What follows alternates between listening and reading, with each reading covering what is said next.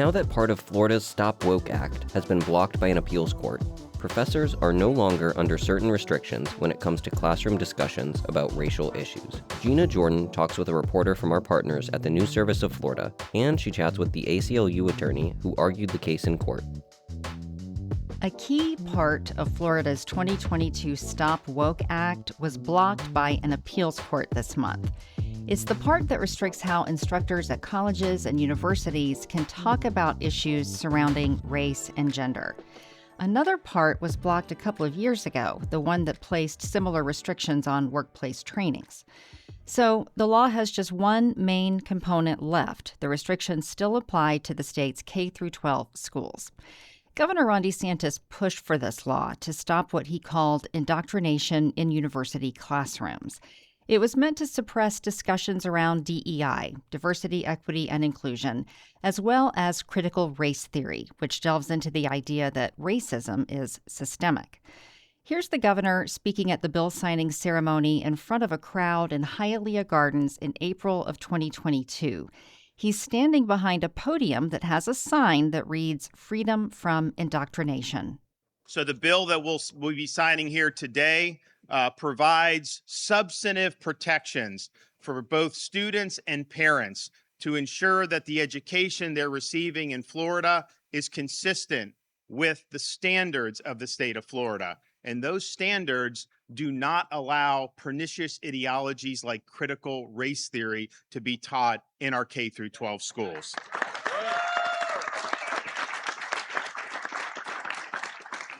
We are not going to use your tax dollars to teach our kids to hate this country or to hate each other.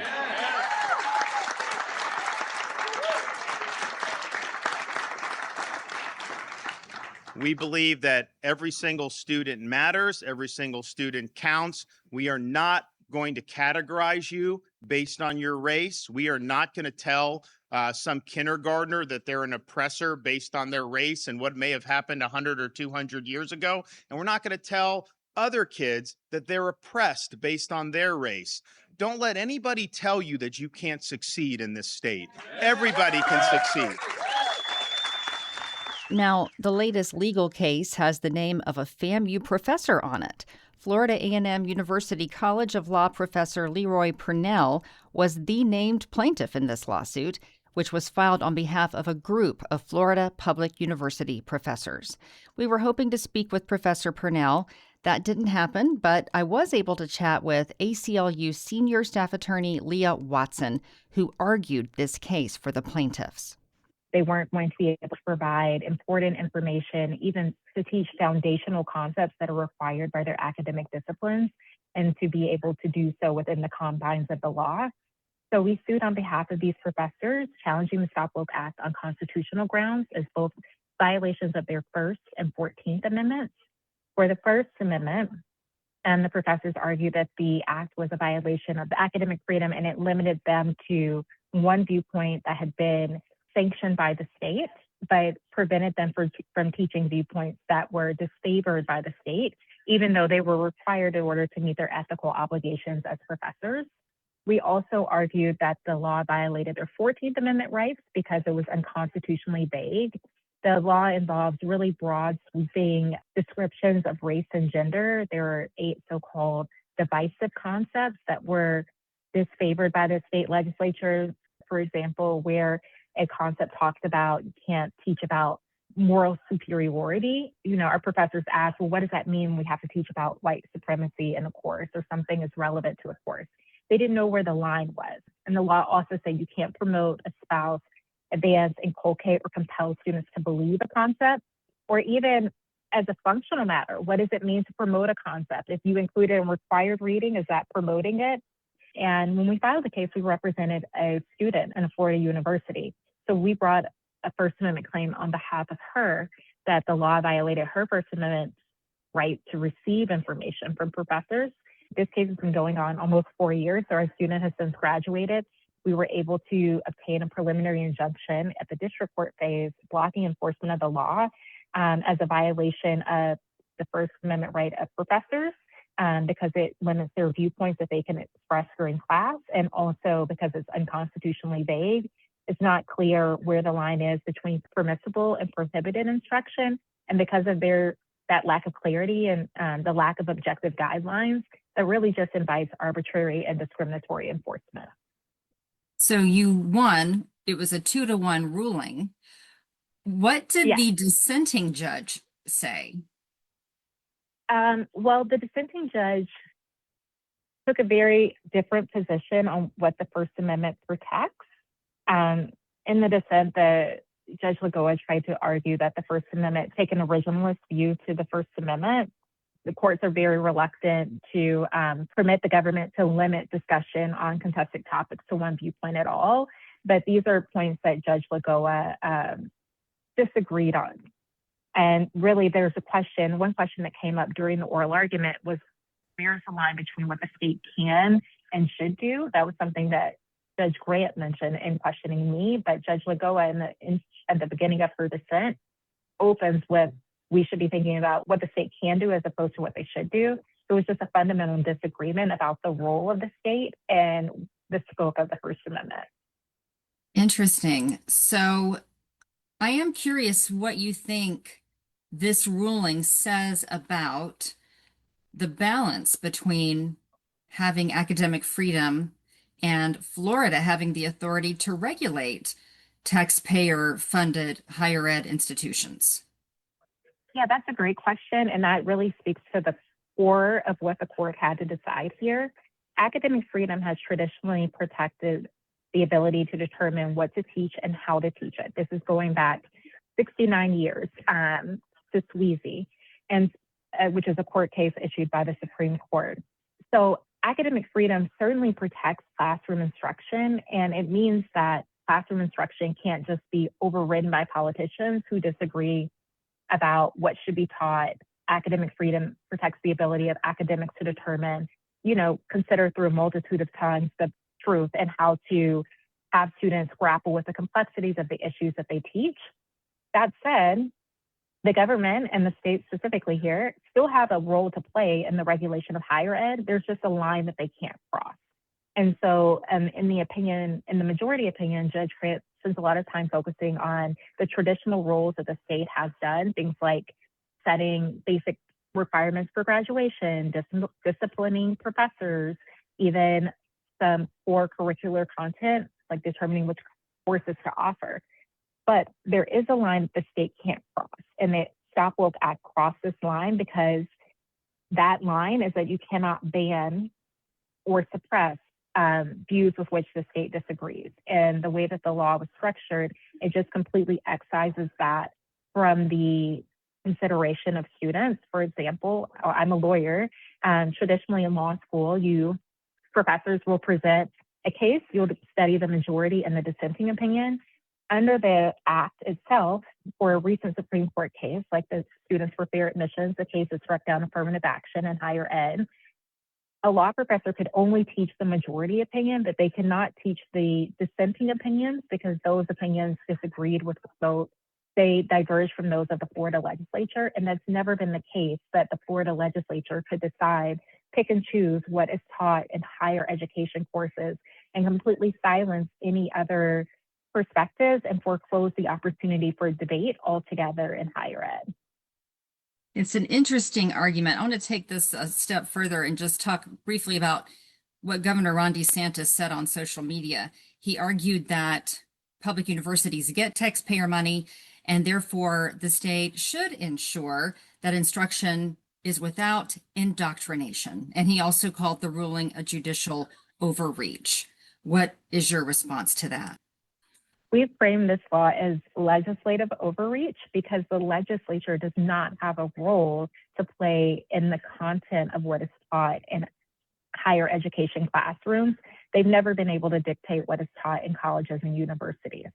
It is true that the universities receive taxpayer funding, but that gets to the question that the court had to answer around government speech.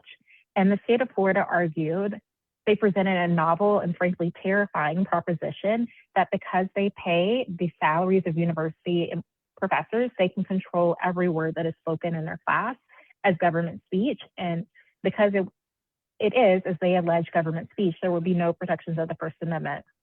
No court in this country has ever determined that classroom instruction in higher ed is government speech.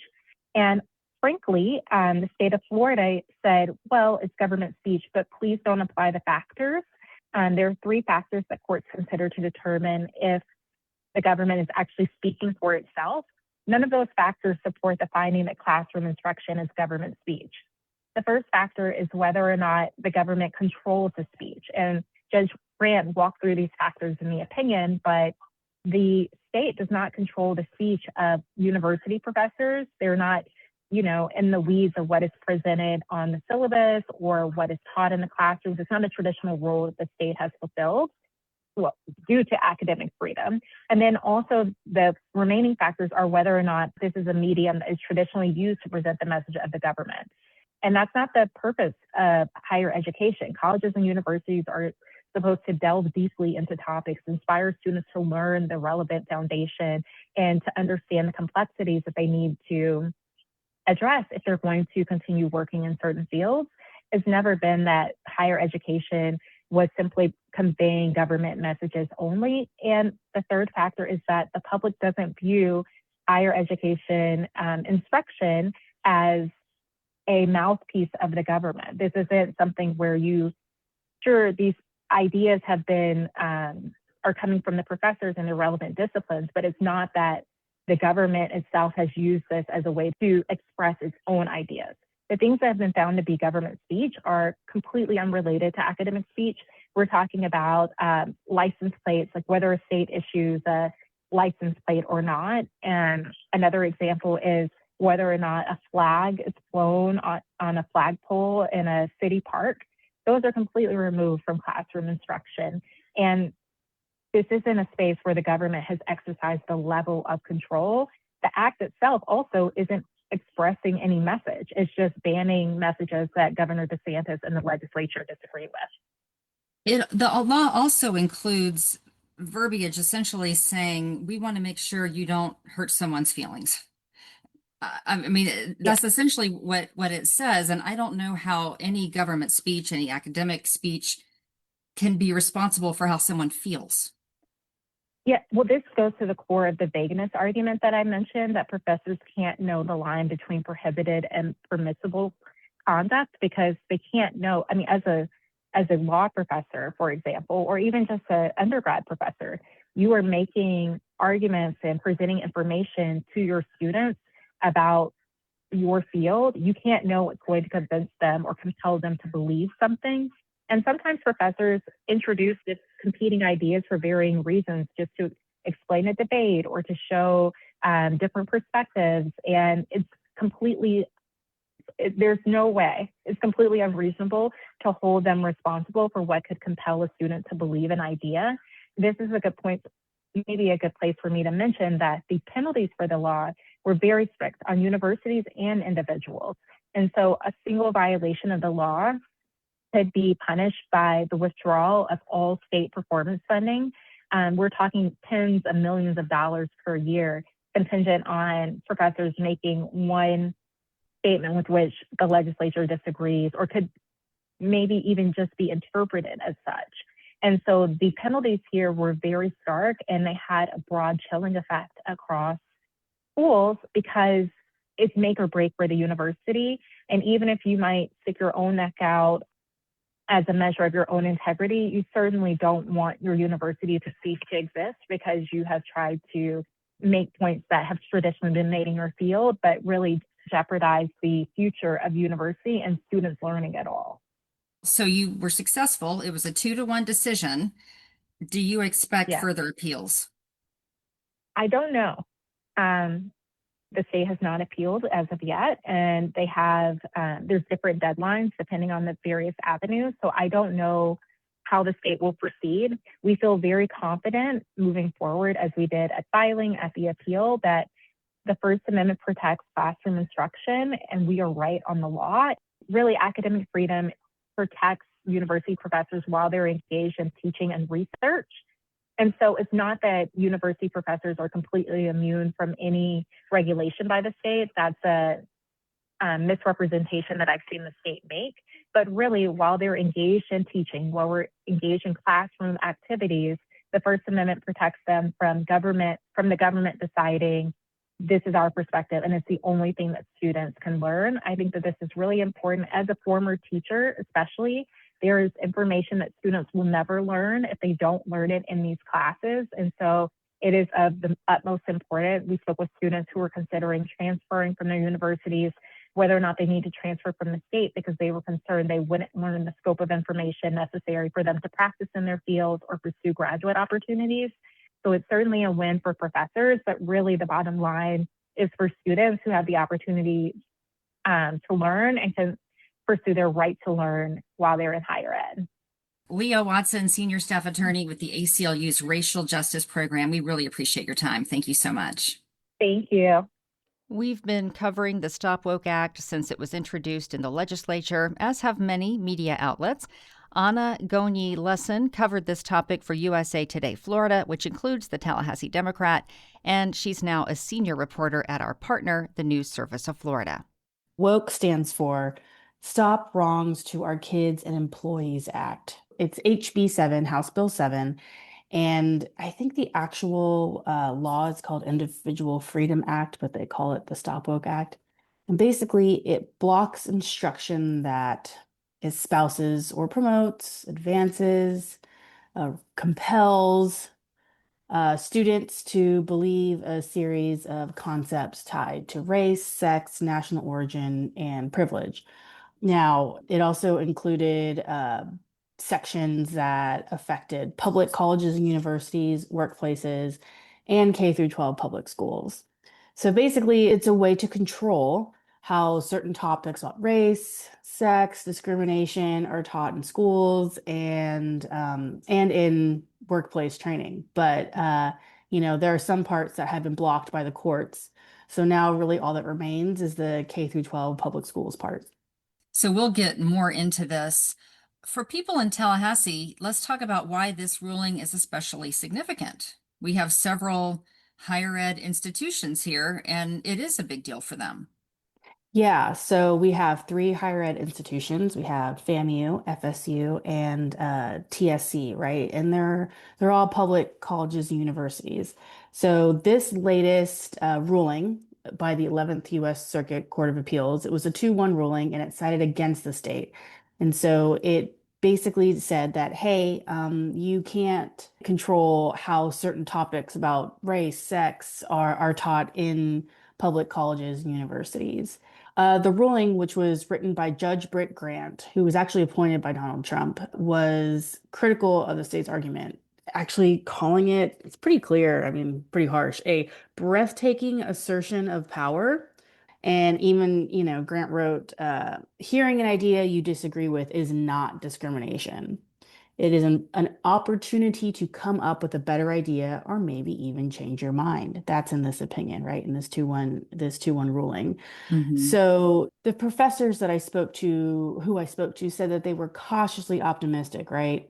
The Stop Woke Act made it so they were, teaching kind of like walking on eggshells, right? Worried about if they would inadvertently offend someone or upset someone.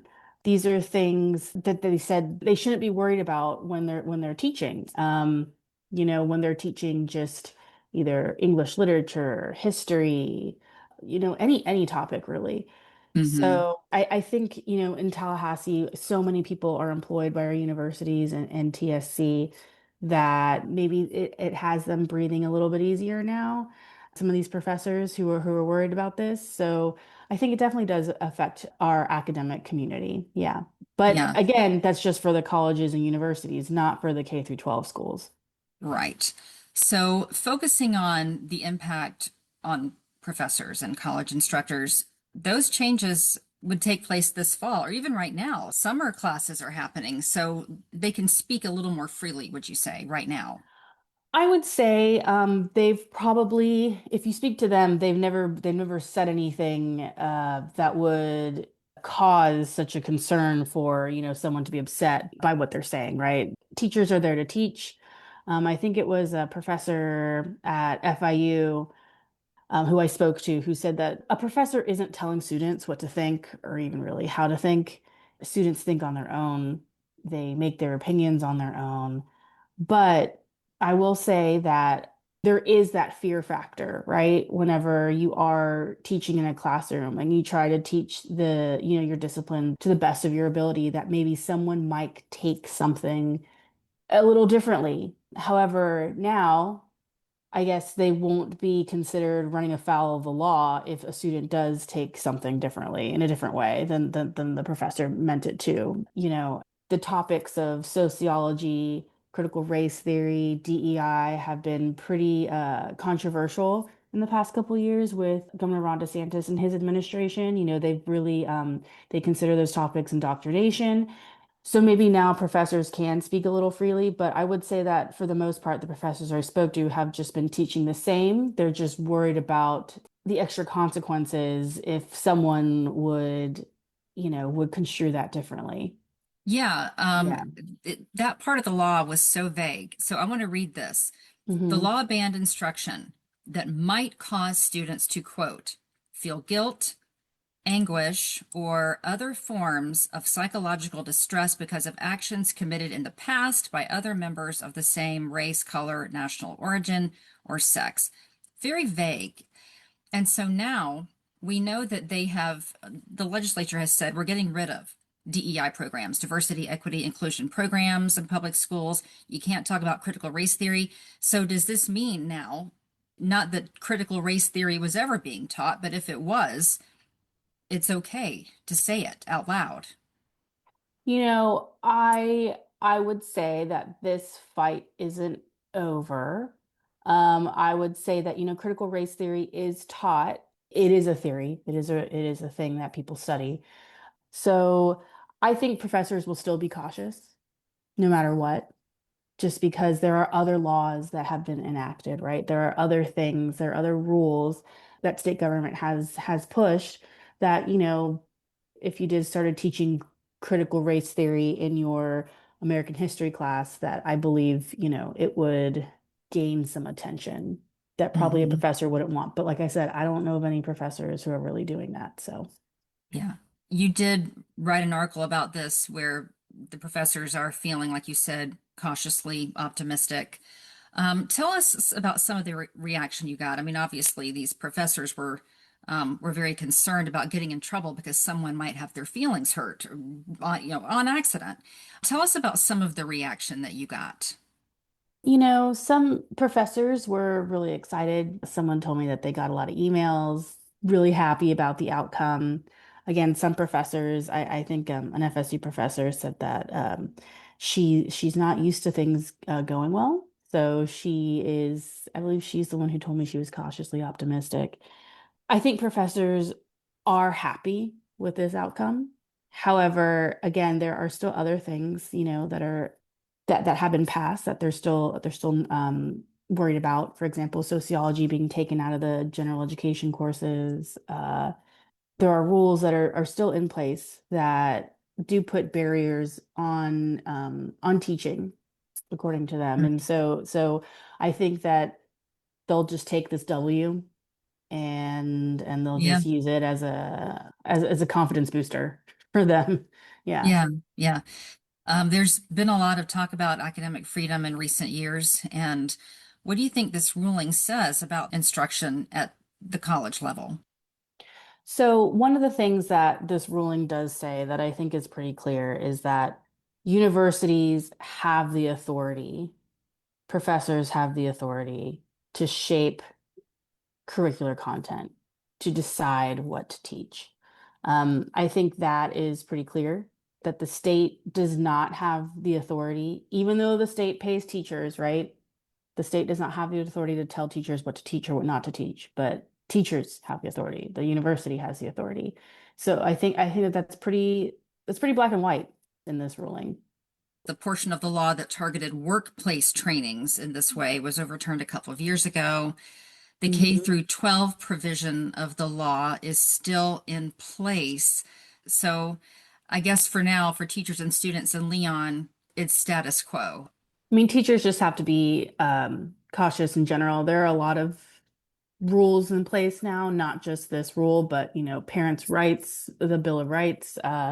There are laws about instructional materials that schools need to follow. So, there's just a lot of ways that if a parent feels like the child is not being taught in a way that they agree with, there are ways that they can complain and can actually take action against a school, a teacher, a school district if they don't agree with something that's being taught because of other rules like the Parents' Bill of Rights and rules on instructional materials, right, which has caused a lot of Mhm. book bans.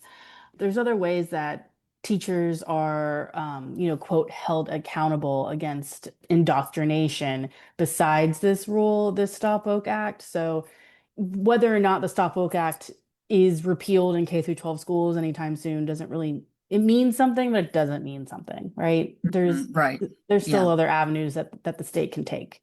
Yeah. So the Stop Woke Act was passed in 2022. We now have two significant portions that have been overturned on constitutional grounds. You've done a lot of work on this topic. Is there anything you'd like to add that we didn't talk about? I think it's really important that we follow these cases. So yes, these laws were passed in 2022. That was 4 years ago, right? And we're just getting another decision, another ruling in 2026. These are rules that have definitely changed education in the state of Florida, but nothing is constant, right? These things go back and forth and back and forth. And in 1 second, the pendulum swings one way, and another it goes the other way. So we just have to be mindful and we just have to, you know, stay up to date with these laws, where they are in the courts. It's important to stay informed. Let's just put it that way. It's important to stay informed because this stuff changes all the time. That's something that every Floridian needs to pay attention to.